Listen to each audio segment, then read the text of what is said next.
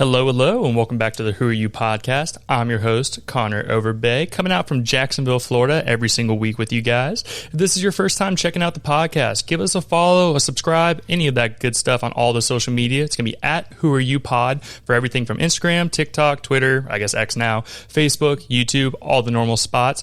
Make sure you guys are checking out the YouTube. We've been finally starting to do video. I know it took years. I finally got the courage to get out there and start getting on camera more. Make sure you guys give us a subscribe on there, like, comment, all the normal stuff. As well as if you guys know anybody who has a story that needs to be told, a business owner, an entrepreneur, an artist, really a mix of anybody, and you feel like they'd be a good fit for the show, feel free to hit me up on that social media, or you can email me. It's going to be whoareyoupod@yahoo.com, and maybe we'll have you guys on a future episode. But today, we're sitting down with two very, very special people close to our hearts. We kind of ran, during the podcast, beginning of the podcast, we kind of ran through the process of us getting married. That was one of our little side shows that we did inside the podcast, and you two were very special parts of the podcast. Today, I'm sitting down with the owners of Breathless Imagery, Miss Vanessa and Lee. Welcome to the podcast, guys. Thanks so much. Yeah, super excited to have you guys sitting here today. But before we get too much into the conversation, if you guys want to let everybody know where they can follow either your social media, your website, or the best way to get into contact with you, any of that good stuff. Perfect. Social media is pretty easy. It's at Breathless Imagery LLC. Website, breathlessimagery.com. And I think our YouTube is Breathless Imagery as well. Mm-hmm. Perfect. I'm going to have you bring that microphone just a little bit closer to you. Perfect. If anything, it's all good. So, but like I said, guys, welcome to the podcast. I was super excited when you reached out. I know you both have a very busy schedule, obviously, here in Florida, kind of a prime real estate place to get married. And I'm sure you guys travel a good amount, as well as having kiddos and all the normal things. Yes. So how you guys been? Busy. Yeah. Pretty good. Yeah, it's been wonderful. I mean, I know we were talking about doing this before the wedding, and we really wanted to wait until after so we could get the full experience of the guys, hear how you liked your pictures and your video, and kind of just really sit and chat with you without the stress of the wedding overhead. So. It was a little stressful at times. I'm not gonna lie. Shannon planned 99% of it. I'm man enough to say that. Color schemes. I was like, just tell me where I need to be when I need to be, and I helped put my little quibs in there whenever I could. But to be honest, you guys did an amazing job. I thought the storytelling throughout the video and everything, it was beautiful. Got a good mix of pictures with my buddies, my family, and all that, and it was a really beautiful moment. I'm not gonna lie. The wedding was a perfect day. I couldn't have asked for a better day. Had a beautiful bride who I guess I tricked into saying yes to me. And it was just an amazing day, and you guys were awesome. I really enjoyed, I didn't feel pressured in any way when you guys were asking for us to go away and get pictures done.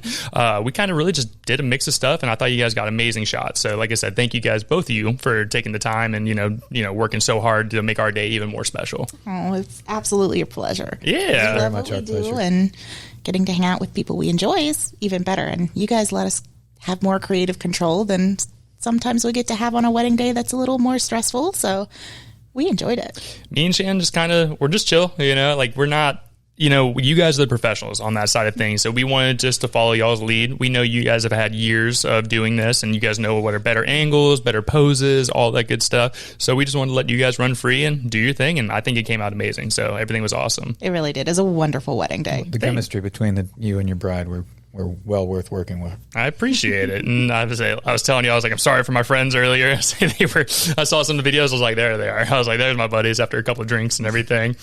But that's good the best, though. Oh, it was. It really was a good wedding. Like I said, the only thing that sucked was the bar closed down early. Apparently, I really didn't need any more to drink after I was telling you guys. My night ended a little early, just to say the least, but still had a great time. But to kind of get into you guys, obviously, you guys have your backstories before photography and everything. So we'll start off with you, Vanessa. Where are you originally from? I know you have an interesting background from where you were born. I was born in Germany, actually. Came to the States when I was small, but I've spent most of my life at this point in Florida, luckily, because I kind of like Florida. It's great. I did live in Alabama, North Carolina, a little bit in between just about everywhere else. But I spent most of my formative years, middle school, high school, that in a very small town that had more cows than people at the moment in Dunellen, actually just next to Ocala. Okay. They filmed Jeepers Creepers there. Oh, really? And then we had to go to the next town to watch it. But yeah, I've lived in Virginia as well and came back to Florida about 2007, 2008. I don't think I'm going to leave. I love it. If I do, it'll maybe be to the mountains, but I don't like cold, so we're going to stick around for a little while. That's kind of my goal as well. Is like, the beach is nice. I've also grown up here in Jacksonville. I was born and raised here. All 25 years I've lived here, and I've kind of wanted to get out and go explore. We got engaged over in Colorado, and I've loved the mountains. I've been to Lake Tahoe, I've been to Colorado, and every time I go to the mountains, it makes me, so like we were talking about perspective before the podcast started, it's a perspective shift. It makes me feel small in such a big world that we are in, and just walking around, just seeing the beauty that there is throughout the United States. And I would really want to go travel to Germany, Ireland, all the different areas, and just, get involved in culture, because, we see so much here, just like, the news or social media just here in the States. I just feel like there's so much more to the world than what we see here currently. There really is. And honestly, if you haven't been to Germany, do it. It's fantastic. And besides, where else can you really have tea in a castle somewhere? That's true. But every little girl's dream. Hey. So was your family originally from Germany, a military family? How'd that all go down? My father was military. My mother is from Germany. All of my maternal side is actually still there. Really? All of it, yeah. Do you speak like fluent German or anything? Not so much anymore. It was my first language. Yeah. But going through the school system here, I learned very quickly, drop your accent a little bit. So when we hear the German accent now, it's typically a good time to run. It's angry time. Angry time. But I can still speak. I speak enough to get by. If there's something going on, I can order in restaurants. I just don't speak fluently anymore. It's kind of like if you don't use it, you lose it kind of thing. Exactly correct. So I totally understand. Yeah. What about you, Lee? Where are you originally from?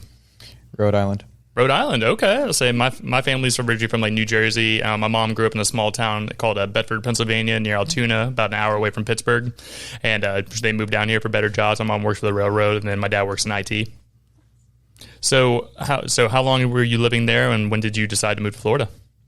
So I started deciding to move to Florida probably when I was 15. My mom and her ex-husband decided to split up, and she got together with her other ex-husband.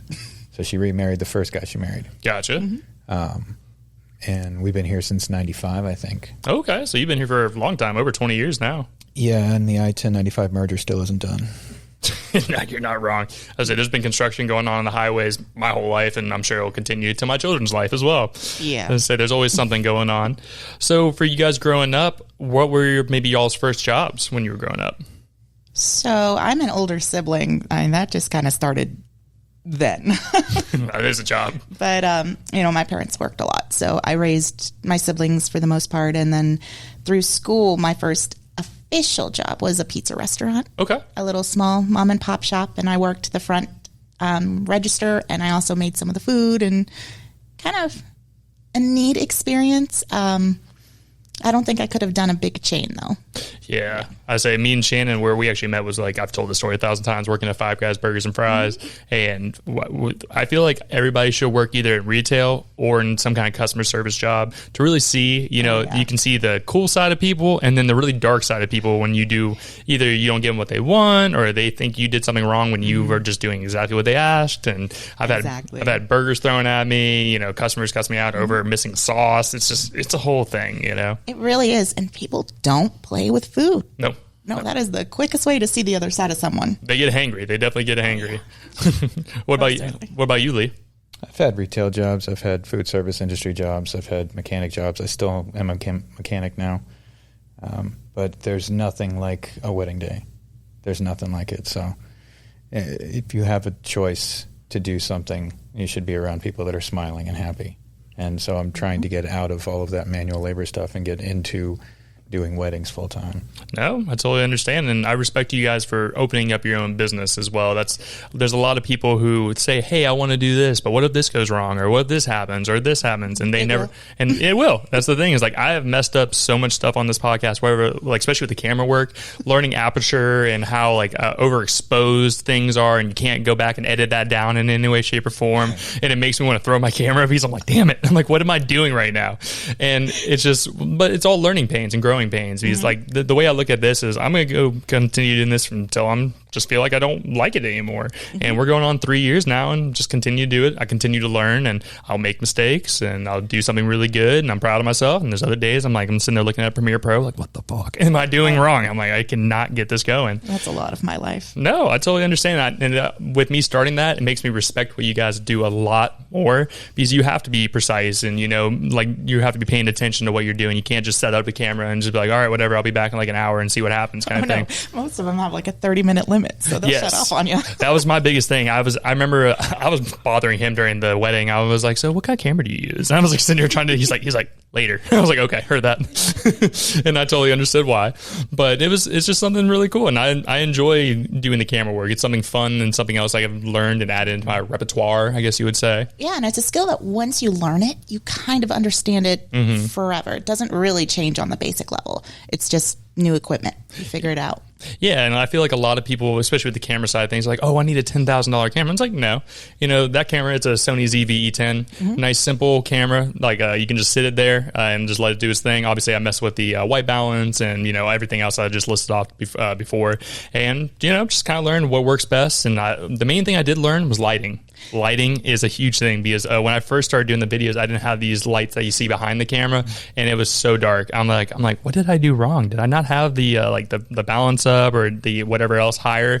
And I would do that, and it was just overexposed. You can barely see yourself and like all that. And now I've learned to wear I wear darker clothing since we have these white backgrounds and all this other stuff. But it's fun. I really have gotten into it and really enjoyed learning from the process. Good. It's something I would recommend to really anyone. Everybody has a use for a camera in their life, and not just one that's attached to their cell phone, but a camera where you can really just go out and see things through different perspectives. Yeah, and you're kind of telling a story with what you guys are doing, whether through the video side or through the photography side. You can look at a picture and be like, oh, they're really happy, or they're dancing, or you kind of feel the mood. How did you guys get into this line of work? So I have been taking pictures most of my life. Through high school, I actually did do, I was the editor of the school newspaper, and I did some of the pictures for that and really kind of started to fall in love with it. When I moved out, got on my own, I had my little point-and-shoot camera that, everybody has to start with because it was inexpensive. Of course. And I would really get into landscapes. I liked walking around and stalking little spiders and looking at pretty things that we could see, and what if I did this and what if I did that? And it just blossomed.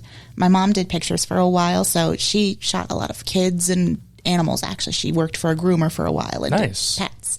And it was really cool to see the difference in it. So I started to ask her a couple questions. I started my own officially in 2007. Okay. And since then, I've just kind of been running it as it was. It was a side hustle for a while. I started taking pictures of models and did my first wedding in 2008. And I kind of fell in love with the crazy of it. Did it freak you out because that's such an important day, and that's like some day for some people it's forever, other people it's a couple weeks, but I feel like that's a lot of pressure kind of built up on something that you started in 2007, and your first year you went and did something really important. I did, and honestly, I have found I'm a type A personality, so planning, analytics, things like that really fall into place naturally for me. So I kind of got the flow after that first wedding, knowing exactly how things kind of progressed, where it goes, what questions to ask. I really learned that there is a special kind of crazy that comes with weddings, being on the back end, the vendor side, especially something like us with photo and video, because we're there the whole day for the most part. We have to get those moments, and you figure out what's most important. Like, we sat down with you guys and we talked about, what do you want to see when you see your pictures, when you see your video? Where do your priorities lie? Because that's our job. We're going to get whatever we can get, but we want to make you happy in the process. So we want to focus on what you focus on. And doing so really just kind of helped us gain that knowledge. And at this point, it's almost second nature for me. I'm like, oh yeah, I know exactly where I got to be now. He has multiple cameras throughout the day. So he's a little more bouncing, whereas I'm like, haha, I can shoot from the hip and go, oh, good moment, let's catch it. Or, oh, hey, do that again. Or, hey, Mom, come over here, let's do this. So really kind of manufacturing, but also documenting. It's really nice. I like that. Boudoir, I think, is where my passion lies, because then I can be more free, more creative. Wedding days don't offer a lot of creativity normally because there's such a strict timeline. But Yeah, because the bar closes. Yeah, you're not wrong. And the funny thing is, like, you know, she was running around like a chicken with her head cut off. I was sitting there. I had a beer with my buddies up in the room, and 10 minutes before, like, time to get ready, I was like, cool, I'm there. And that's kind of typical for a wedding day. It's not very often that we have our grooms way involved. It's a lot of times it's our girls that do it, our brides. Now, I have had a couple weddings where she just wanted to get married, didn't care what happened, and he planned the entire thing down to like a Precious Moments cake topper and all of that. And I was like, okay, I see you here. You're doing it. But there's so much that goes into it. Colors, dresses, fabrics, of all things. Fabrics. Who cares what's on the table? Oh, well, when you look at your pictures, you care. Yeah. So. It's just what you go back and take a look at. But no, it's just, it's really is a crazy thing. And like you guys were saying as we started the podcast, it went by like this. It does. You know, like the beginning of the day just felt really slow. I was just kind of waiting is more what it was. And then, you know, like I remember I had the whole script written down of what I wanted to say to her. And I kind of crumbled it up and threw it away and just said, you know, I had the three main things I wanted to say and just went off the top of the head. And it was probably the most nerve wracking thing I've had to say, you know. Think about it from just a biological standpoint. The amount of adrenaline that gets dumped that day makes it almost impossible to have just a level heart rate and really be able to store those memories. And that's kind of what makes us so important for the day, because as you're going, you're not going to remember who all was there because so many people say hello. You're not going to remember what your cake looked like a year after you had it. All of that. So having those memories that you can physically go back and look at, having those moments of, you know, grandma dancing on the dance floor and realizing grandma had a little too much fun that night. But when is grandma going to let loose again? Or, you know, is grandma going to make it to the next event? Things like that. We had one of our close couples, actually, we helped her plan pretty much everything. And unfortunately, the groom passed away just a couple months after the wedding. Really? So she has, you know, reached out to us a couple times and she's like, thank you. That was the happiest day of my life, but I don't remember a lot of it. And now we're not going to make it to that next one. That just gave me goosebumps. It's tough. rough. It's heartbreaking. Yeah. Because, you know, nobody wants to think about the inevitability of life. But that's exactly what we have to think about when it comes to big milestones, big moments, you know? No, I totally agree with you. That was like my main thing, and I talk about it very frequently, is how fast time goes by, especially like, you know, from 18 to where I am now. It's just like that, you know, and like I'm married. We're talking about having kids, buying a house, and it's just, it seems like so much stuff just kind of pops up so quick, and it's just, you know, I'm responsible. I have to be, you know, I have to be, you know, I got bills to pay and like, you know, make sure I make her proud. I make myself proud, you know, doing all those things, and having a life partner that you want to work with and grow with is really a big thing. And it's, it's just, it really is a crazy thing. And like my favorite moment from the wedding was obviously seeing the main ceremony and everything. But I was telling you, like, my parents were divorced, and it was a very messy divorce, very, very messy. You know, like couldn't be in the same room for over 10 years, you know, fighting over custody and doing all this. And now they're friends. It was really a cool moment to see my mom and my dad, my stepfather, my stepmom all sitting there chatting, laughing, and just putting things behind them that really aren't that big of a thing anymore. You know, enough time has passed where wounds have kind of healed up. Exactly. They're in new relationships. They're happy. And that's the biggest thing. And them being able to come together for me was a very powerful thing. And that's something I've talked about frequently. And a lot of times, you know, you guys will figure that out soon if you are talking about kids now. Not only does time almost hit fast forward when you've got kids involved, because everything is now focused, priorities on them, helping them grow, helping them survive just in general. But as your parents, for example, it may have been messy and it hurt a lot, but you're always going to be their priority because you're their kid. You're going to be their baby, whether you're, you know, 7 feet tall or not. So having the ability to amicably put somebody else before yourself and just survive. It's a night. Most people don't realize it. They get stuck in those emotions and they just don't realize what they're giving up by acting this way. And that's why so many people have gone no contact now with families.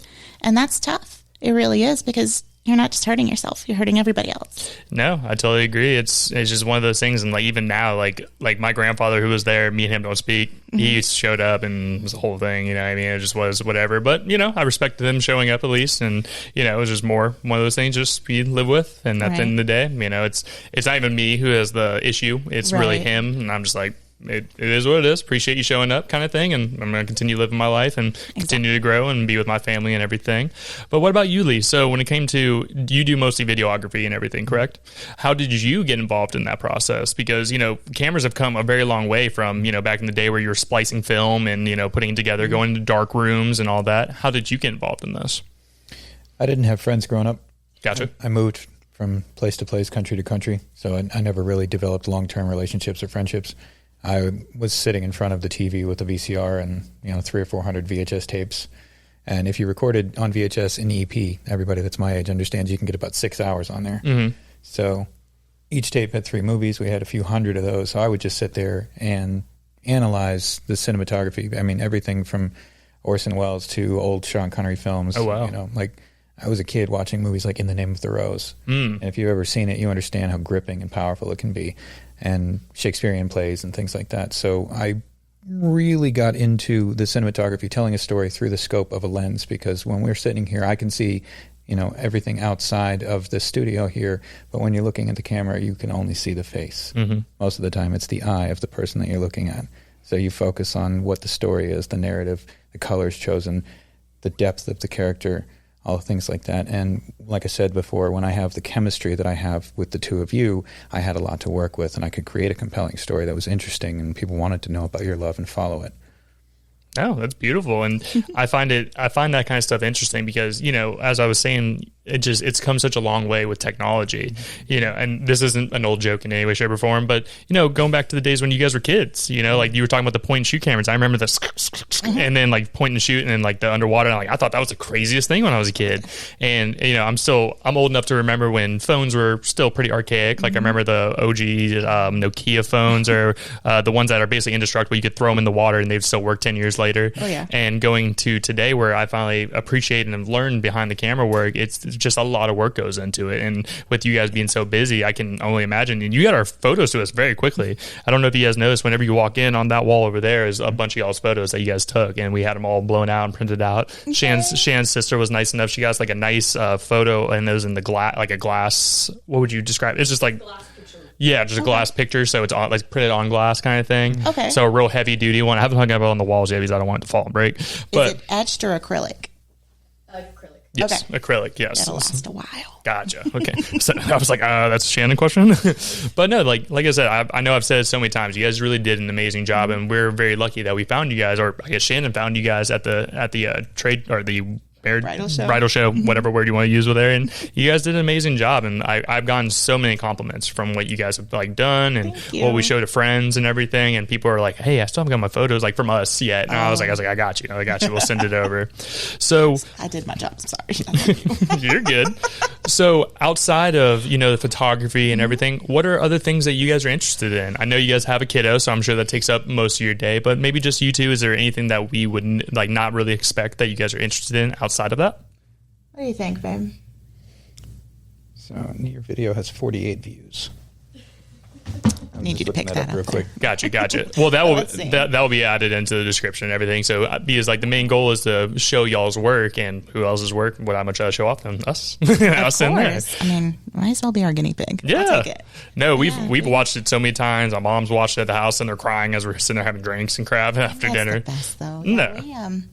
Most of the time, we're pretty homebody at this point. I mean, we get a lot of our people exposure during weddings and things like that. And having the little one being 3, she's got her little zoomy moments. Mm-hmm. So it's just easier letting her get her energy out. We love the beach. We go hiking on occasion. And like Mother's Day, we went to a new place, Lasco. Was that Roscoe? Lasco. And we went for like a 2-mile hike, and it was fantastic. Nice. Yeah. There's nobody out there. No, it was perfect. Nice and quiet. Yep. And it was beautiful. So we're starting to get a little bit more out. She's really into her dinosaur moment now. Ooh. So like we're going to be going to the Jurassic Quest event that's coming up soon. And she's really gotten into some animated dinosaur shows and stuff. So nice. She loves the T-Rex most of all. So definitely child after my own heart. go for the biggest. That's all. No, I agree. And I was really into that stuff growing up. Like for me, for the longest time, I wanted to be like an archaeologist. I would get those little sets where it was basically like compact sand. You break it open with like a hammer and find little eggs or bones, put it together. So much fun. Oh yeah. I'm still a big kid. Like I love just working with my hands and just getting involved in stuff. Like I did pest control for a while, and I don't know if I told you on the podcast, I'm not at that job anymore. Say I've worked outside for years, and it was just hell personally, but it was a good job, paid the bills. But just as a kid, I was always interested in what else was out there, space. As I've gotten, like, I wasn't really able to conceptualize how big everything is now, and now I'm in bed, I'm like, right before I go to bed, I'm like, what if we just fell off the earth? And I'm like, just kind of like weird stuff like Gravity that. just turns off. Yeah. It's just, but yeah. It's just, I feel like kids' imaginations are so big, and I feel like they can still teach you stuff even though you're a grown adult. Absolutely. Every day we learn more with her, and because of some of the choices that we're making for her, we're probably going to homeschool, things like that. It gives us a little bit more flexibility, being from another country and having experiences with that. And he's been to several other countries. Travel has always been one of my big desires, and it's a little hard right now, especially since COVID and, trying to get the world back on track. But I think that's one of my biggest goals. I told him if we ever win the lottery, I want my camera and I want to go to every continent. Get the red camera. Yeah, I want to be right in the heart of things and really experience it. I want to try all the foods and, just learn about cultures and experience things outside of myself. And I think that's important. It's a huge desire, and I want her to pick up that passion too, because the more that you can see outside of yourself, the less you're bogged down by minutia. And that's where we fall into a lot of depression and stuff. So if I can really help her have that passion for learning and just experiencing life, and he's a big knowledge buff over here too. He loves to learn. So we're kind of hoping that she cures cancer or something. That'd be cool. A little biased, but hey. Hey, I can believe it. No, and I think that is a beautiful thing. You should, have your kids explore and keep that imagination as they grow up. Exactly. I feel like, as some people, as you get older, they put blinders on you, and you're just focused. Like, that's the thing I had to take a second and step back from, because I'll be so go with either work or doing this, and I'm like, we need to go on a date night. It's been a while, or go on a trip together. We just got back from Ohio, and just going and doing stuff, because that's what you can't take money, you can't take any of these physical things with you whenever you're gone. So I feel like the main thing you can really take with you is your memories and how you made people feel. That's a big one. Being able to make people feel positively instead of negatively or something really does change a lot of perspective. And we get to experience that a lot. I'd like to tell my couples, as you guys heard, I get weird. We get a little weird. Things are going to happen. You're not going to be sure, but trust me, it's a process. Especially like the sniffing the ears and the lifting her up and things like that. What was the thing I said in her ear that was so funny? Shannon, what was it I said? I love the way you do laundry. For people who didn't hear that. So we were doing a pose, and she told me to say something funny in her ear to make her genuinely smile. And that's the thing I tell Shannon. I hate when she gives me that that little fake smile. I'm like, give me a real freaking smile. I'm like, stop this shit where it's going to go on Instagram and she's just fake. A lot of women have it, not every woman. I won't say that. That's a blanket term.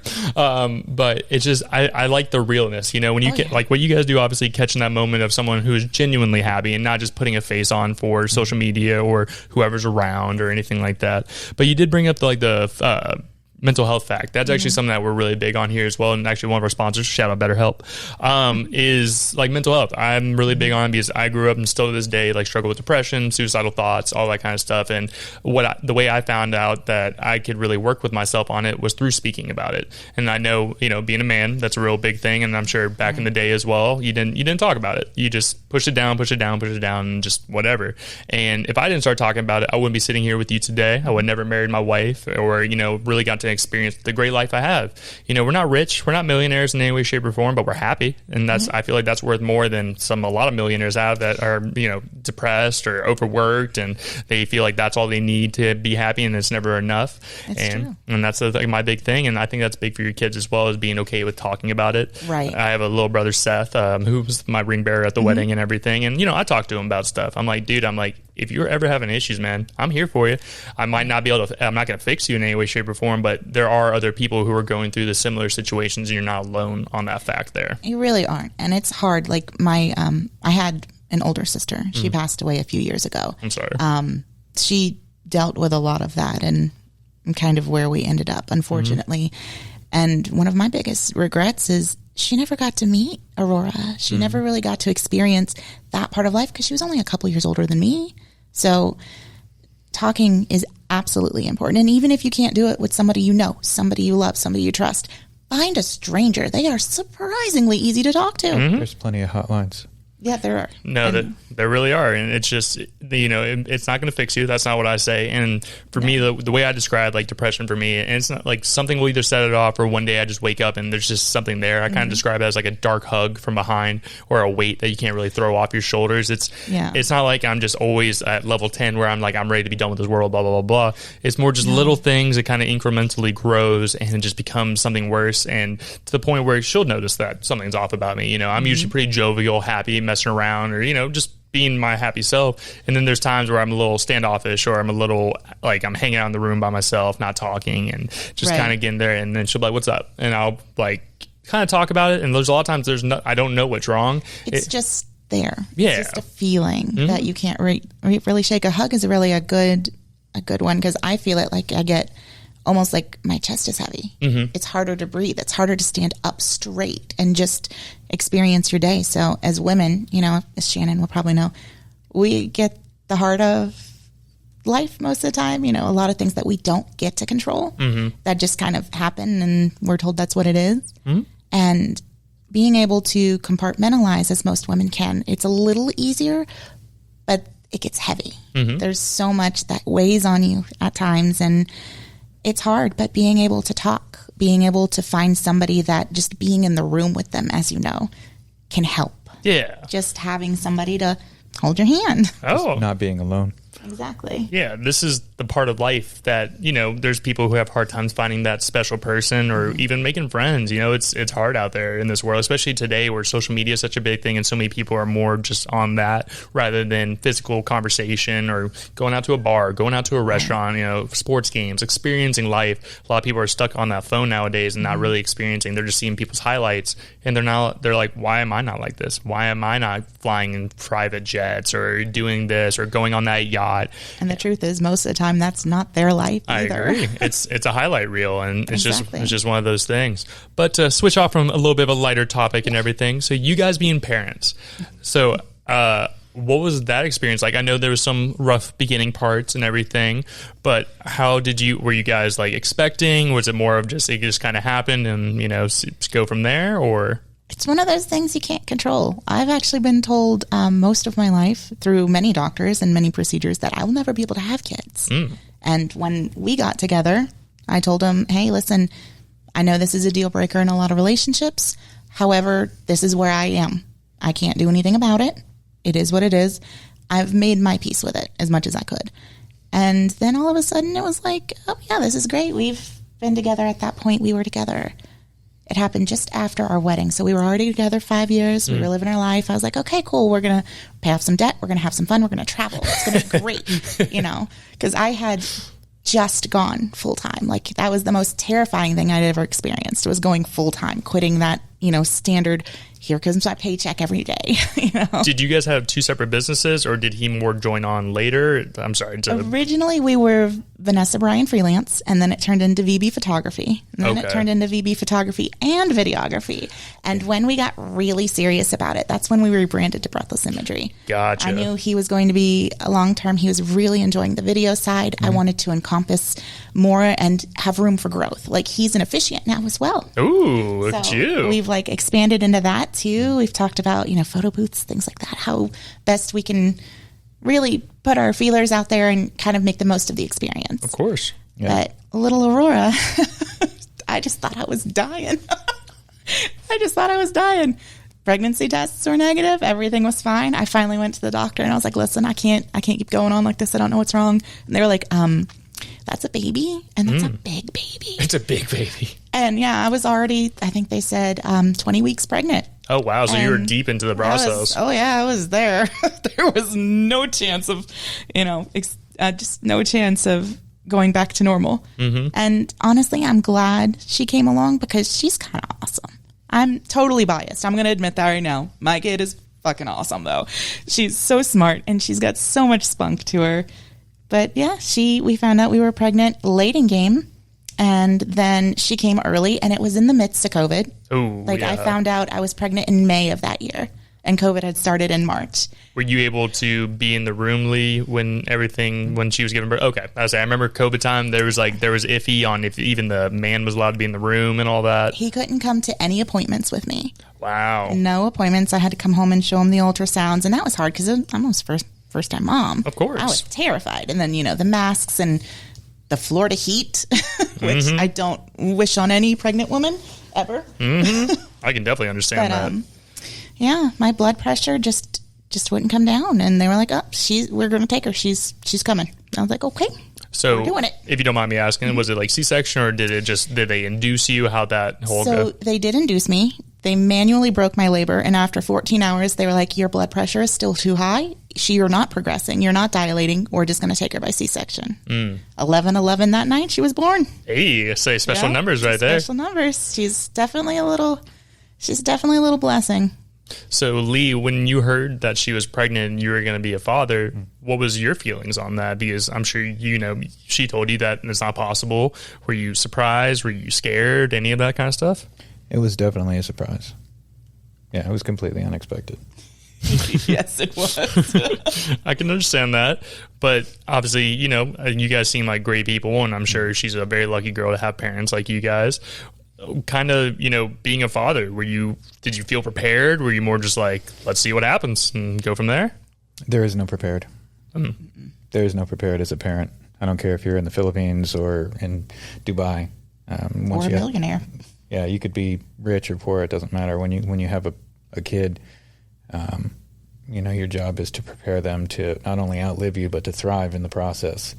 And when you look at the state of the world as a whole, you can look at it with a little bit of hopefulness or a lot of negativity. And right now we're just trying to give her all the hope in the world. So I just bought her a drum set. Ooh. We have a grand piano in the house. She already is musically inclined, but she's going to be... she loves it. She's going to be able to, perform what she hears in her head. Oh, wow, like that. That's really cool. Yeah. I don't have a creative bone in my body. I'm a pretty good mimic when it comes to music. I can listen to something and recreate it, but I'm not a writer. I'm not a songwriter. So maybe she can find some creativity with that. Vanessa draws with her. We have paints at the house. We try to instill in her the passion for the arts. And more than anything else, I think in our household, she'll benefit from a culinary perspective because Vanessa's an excellent cook. Oh, okay. So, in case you couldn't tell. Well, Aurora really enjoys learning about the spices and really getting a whiff of them and activating all those different parts of the 3-year-old brain that has never smelled that particular smell. Oh, what the hell is that? Oh, yeah. That's new. That's interesting. Give me more. I love to cook as well, by the way. Yeah. I love Shannon to death, but she doesn't cook. So that's where I step in. But also, growing up with my mom, and my dad was always involved, but they both were very interested in cooking. And I learned how to do that as well. Like my signature dish is chicken piccata. Okay. Yeah, chicken with a lemon white wine sauce. And I haven't made it in freaking forever, but I love a good, like a little bit of Italian food. I'm not the huge pasta fan. I'm really more of like a cheeseburger guy, that kind of stuff. But, try to refine, try to learn different things and try to grow. But no, like cooking actually was a big thing for me growing up in high school. Like I was really picky growing up, so I missed out on a lot. So I didn't, I wouldn't try something that was a little bit out there. And nowadays, I'm really willing to try different kinds of things, even vegetables. I'm still not a huge fan of vegetables, but if it's mixed into stuff, I'm okay with it. But I think cooking really is a beautiful thing, and I think it's like another form of like a love language. I guess I would really say, you're providing sustenance to either yourself or someone you made it for, and watching someone like it or eat it. And, it's something really cool to do. And I think it's beautiful that you guys are, exposing your kids to fine art and all that, because for me growing up, I saw some stuff, I was never exposed to it. And then doing this, like this whole, like wall and this painting here are all people from local Jacksonville that have shown me their art and like what they've done and how they do it and explain it. Even those custom shoes, right? Those are all hand painted by someone. Nice. It's crazy to see what people can really do, and like I respect it because I'm like my artistic ability is this. I can talk to people. That's something I've always been good at. Everything else, my handwriting looks like chicken scratch, and my drawings are the same way. It's just one of those things.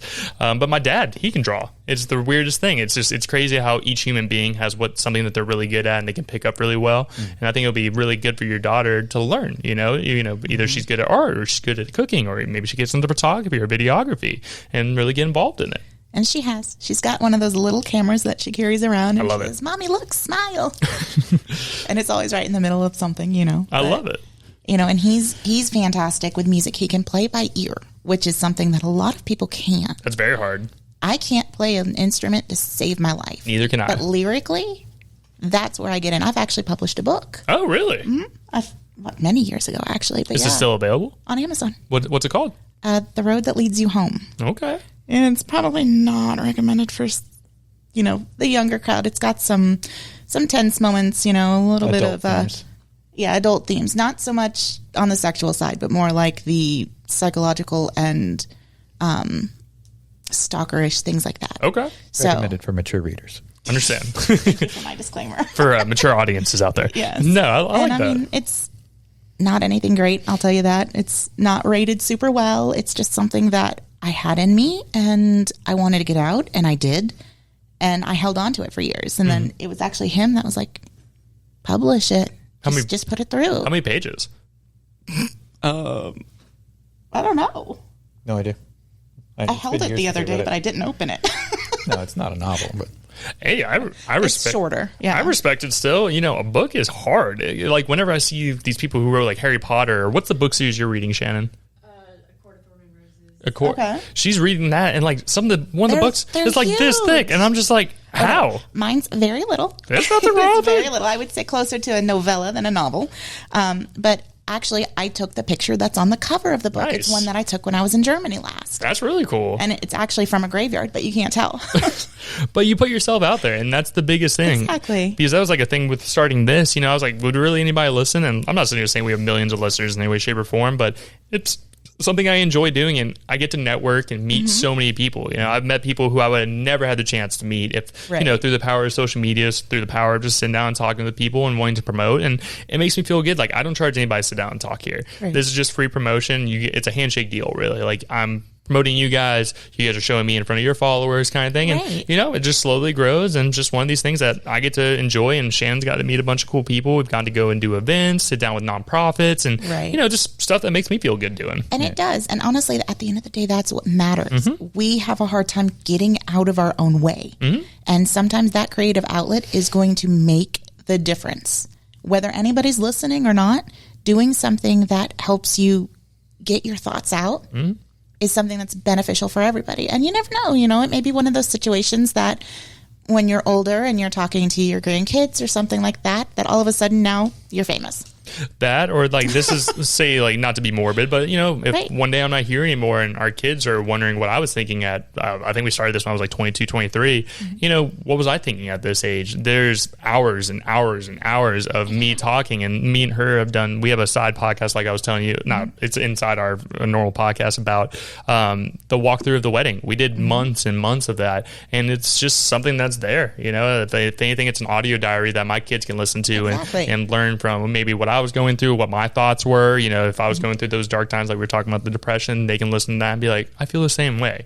Right. Let me kind of like listen to this, figure it out, and kind of grow from there. And Exactly. at the end of the day, it's something that will always be out there, and I'm proud of it personally. I think we've grown from so much, where we started at that little coffee table over there. Now we built a set and got a camera, and it's fun. I really enjoy it. I just think it's so much fun. But we're coming a little bit we got about another 15 minutes here. So I want to really get into y'all's business. So I would love to talk more about Breathless Imagery. Also, you guys do an amazing job. You guys do the bridal shows and everything. We just had one last Sunday, actually. Nice. So what should people really know about your business, whether it's like how to get in contact with you, or what all you guys are offering in there as well? what we offer is value. Yes. More than anything else. If your concern is anything other than value, then your perspective on a wedding day might be a little askew. Price should not be the first thing that someone thinks about when you're talking about wedding pictures that are going to last you the rest of your lifetime. So what we offer is the perspective to sit down with you and plan your day. Vanessa is amazing. There's I don't think there's anybody better, at least not anybody that we've worked with, and I've worked with quite a few photographers. As a videographer, I get to work alongside a lot of different photographers. I prefer not only working with my wife because she's my wife, but because her ability to plan a situation and then deal with, roll with the punches as they happen on a wedding day is second to none. And at this point, I can probably pretty much predict what she's going to do, what she's going to say, move a piece of furniture out of the way, help her with her veil, something along those lines, tell you to sniff her ear or say something goofy. I love how you do laundry. Yes. And honestly, when we get home, I'm going to do the dishes. And there are women everywhere that are going, oh. Yes. I do the dishes, by the way. I do the dishes. So does he. No, it's a beautiful thing. And like I said, you guys really do work well off of each other. I can see you guys weren't in the way in any way, shape, or form. You guys were in the background getting beautiful shots and the video work. And as I've said to you guys multiple times, you guys did an absolutely amazing job. And to be honest, you guys were very reasonable. I'm not, they're like, you guys don't have to put pricing out and everything because I'm sure it's different for different situations. Well, we do have our big deal, and that's actually the deal that you guys had. And you guys, they got married last year. This deal is still the same. We haven't changed our prices, but we do the 8 hours of photo and video for $28.99, which is definitely not the cheapest, but definitely not the most expensive. We were originally pricing that a little closer to $5,000, and I was going to say, I'll counter you on that. Yeah. There was the first photographer we went to sat us down and was like, it's going to be $10,000 for 4 hours. I looked at them. Cow. They're like, yeah, we're from Vegas. I looked at them. I was like, you can just stop with those slideshow. I'm like, we're not going to go with you. I literally looked at the person. I was like, you're crazy. And that was just for photography, not videography or anything. Yeah. I was like, what in the world are you asking? And like, for what you guys do, it's a deal, 100%. It really is. There's a lot that goes into it, but that is one of the lowest prices we can go to keep sustainable. Of course. And, I'm lucky enough that this is my full time. I was full time before we had Roe. We keep going. This is my 7th year full time now. And congratulations, I've been doing this 17. Thank you. Yeah, I'm excited. It's been terrifying. As you know, starting any venture is absolutely terrifying. And then COVID and everything else that happened that kind of just threw a wrench into the world. But we've endured. We've survived. We've come out better. This has been the best year we've had so far. Hey. And as I was telling Shannon earlier, we went into January with like 3 weddings for the year because everybody was so worried the economy was going to fail. This is a luxury expense. Nobody was booking. I mean, a wedding is a luxury expense. Oh, 100% It really it is. I mean, we're catering and appealing to the 1% of the 1% here. Right. Most people, they're eloping, which is fantastic. That's kind of what we did. Find someone to elope. Well, yeah, and everybody that gets a camera for Christmas typically comes out and they're like, I want to try this, and then they realize the amount of work that goes into a wedding day. Well, there's all kinds of stuff like between editing, travel, setting up, like what you guys did. Like, I really enjoyed the whole aspect of us. Like, we met at Starbucks and we sat down and had a conversation. You guys were very engaging. Me and him were sitting there shooting the breeze on the side about other stuff, and it was just it was a very. It's important to us. Yeah, it's personable. I felt like you guys are very personable, and that's how I like to do stuff. Because, like, transactions are cool. You can sign the paperwork, and then it just is what it is. Right. But I much rather know or at least have an idea of who the person is who's going to be at our special day. Exactly. And we're not some company that's just going to hire some local photographer for pennies on the dollar. We do the work ourselves. Exactly. At the end of the day, yes, it's a business and we have to protect the business. Of course. But the business is us. We actually treat our business that way as well. And anybody else who doesn't, that's totally fine. That's their call. It's their business.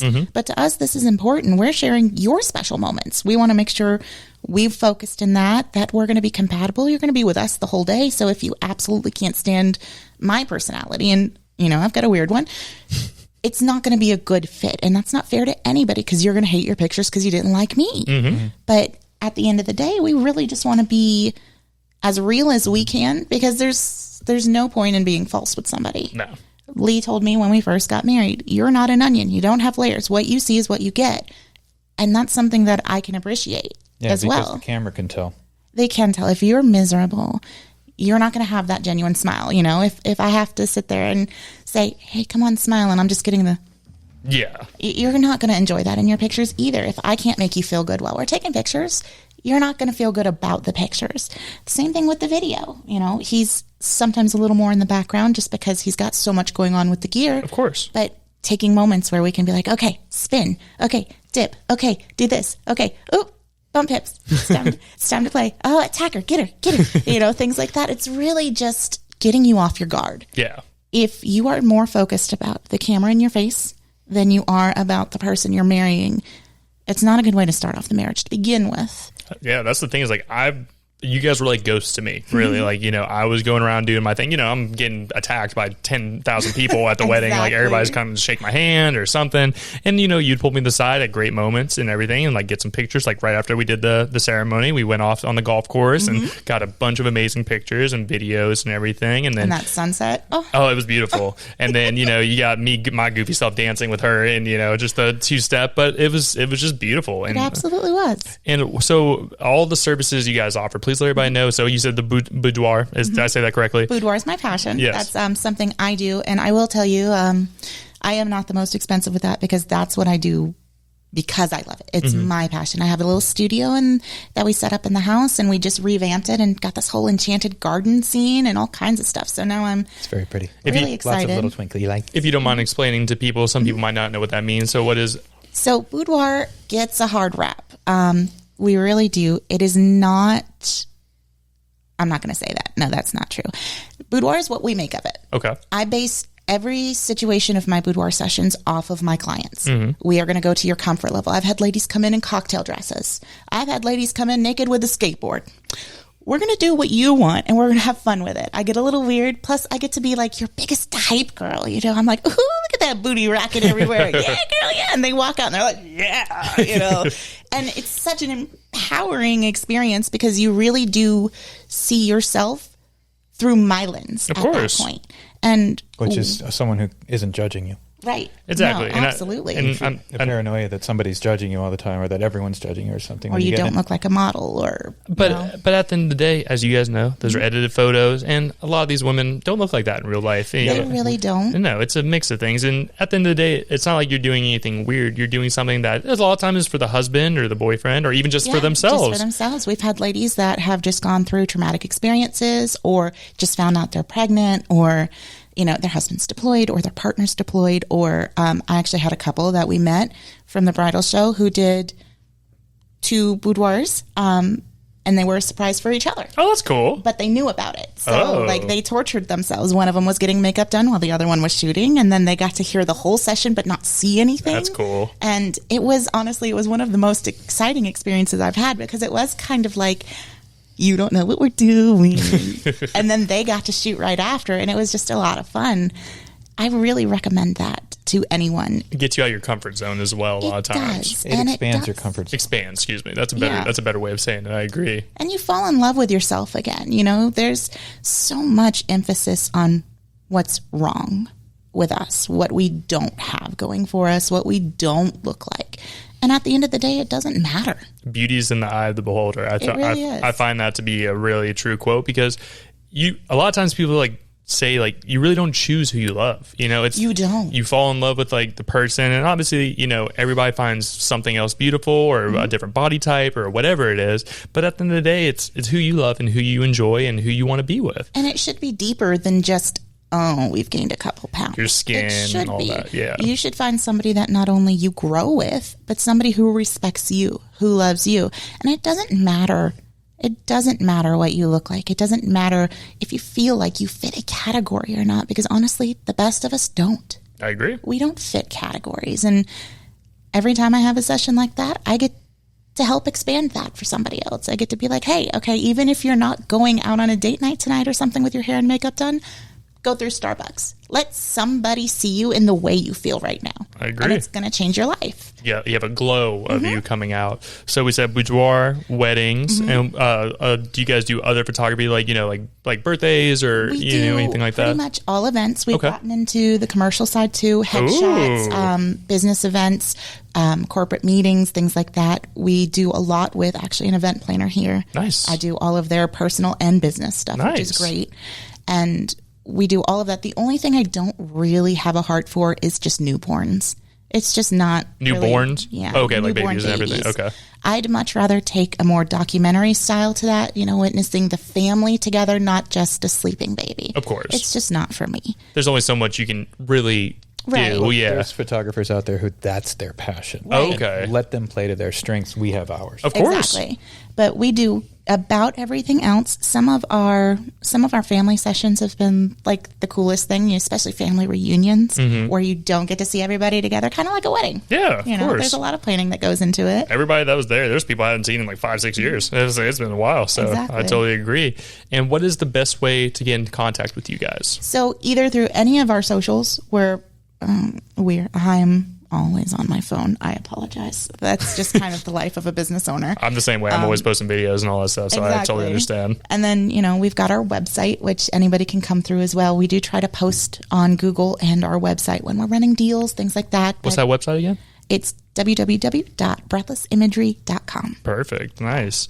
Well, so I do have one final question for both you guys. And anytime it's someone's first time on the podcast, and thank you guys again for taking time out of your busy schedule. No problem at all. I've really enjoyed this. And you guys always have an open door. So if you guys ever have something big coming up or some shows or anything you guys want to promote, just shoot me a message. I'll be more than happy to come talk to you guys. And next time I can always come to you guys as well. This is mobile, so I'm able to move around and go do see stuff. The studio. Yeah, I would love to. I would really love to. So we're going to get you in for your boudoir, right? I'm down. I'll wear the banana hammock. You ain't gonna bother me. It won't bother me either. Hey.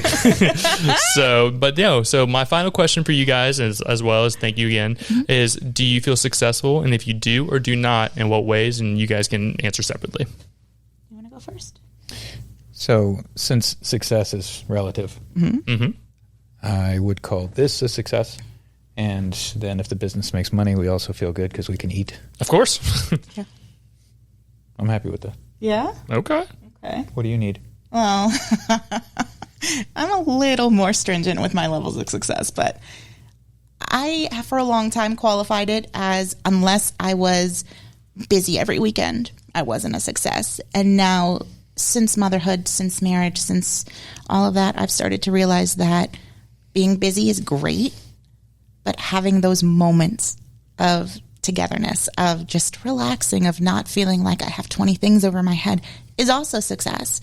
So, yeah, I would say honestly, I feel successful. I'm in the best relationship I've been in my life.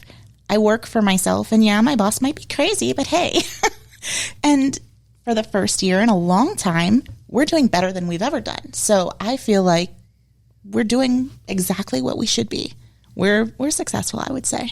Nice. Yeah. And that's the reason why I asked that question is because, some people come in here and they're like, I made this much this year. I have $1 million in the bank account. Or, for me, like where I find my success is through my relationships with people. Like what you guys were saying. I'm very lucky to have a wife who supports me and, helps me do this and helps push me to be better, whether it's through this or getting a better job or, just, pushing me to work on myself personally, whether it's through the mental health side of things or, challenging myself and doing bigger and better things. So I think that's a beautiful way of saying it.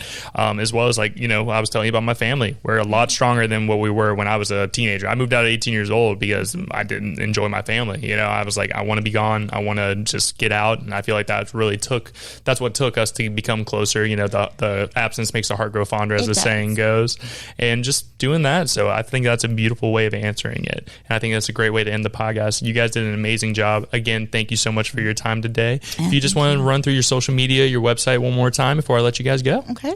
Website is www.breathlessimagery.com. You can find us on Instagram and Facebook at Breathless Imagery LLC. There is a Breathless Imagery, but there's nothing on their page. Don't go to them. That's not us. I agree. And then we do have YouTube and TikTok and all of that. It's just under Breathless Imagery. Perfect. So, guys, everything will be tagged in the description for the YouTube channel as well. It will all be in all the social medias as well. So, you guys will be coming out in a couple of weeks, and you guys will get a notice letting you guys know when you guys are coming out. So, guys, go give them a follow. Go check out their YouTube channel. And if you guys are past customers of theirs, leave them a 5-star review. It takes 5 seconds to really do it. It's nothing that hard. Also, if you want to leave a 5-star review for us, I'll be grateful for that as well. Absolutely. But make sure you guys go check them out. They do amazing work, and we are the testimonial. Like I said, they did amazing work, great pricing. They work with you guys well, very personable. So make sure you guys go check them out. But before I let you guys go, make sure you guys give us a follow on all the social media. It's going to be at Who Are You Pod for every single thing from Instagram, TikTok, Facebook, Twitter, all the normal spots, as well as our YouTube channel. Make sure you guys hit that subscribe button for every time you see a video. Let me know what I can work on. I'm always happy to have some criticism, make the videos a little bit better, and let me know what you like as well. And as well as if you guys know anybody who has a story that needs to be told, whether it's a business owner, an entrepreneur, an artist, a nonprofit, really a mix of anybody, and you feel like they'd be a good fit, shoot me a message on any of the social media, or you guys can hit me up through email. It's going to be whoareyoupod@yahoo.com, and maybe we'll have you guys on a future episode. But as I say every single week, y'all, we will see you guys next week. Bye.